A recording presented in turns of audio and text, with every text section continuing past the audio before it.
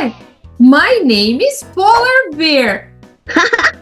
And I'm Dog, and we're here to talk to you today about our superpowers! That's right. In our workshop, what do you do when you feel stuck? Dog and myself, along with our friend Moose, talk about all the different ways we have superpowers. Yep, that's right. Things like talking, laughing, painting, dancing, listening to music, or even being mindful are all ways that help us feel better when we are feeling scared or mad or like our feet, well, like they're stuck in the mud. Those are all superpowers! Book this workshop. Come learn all about superpowers with myself, Dog, Moose. We can't wait to see you!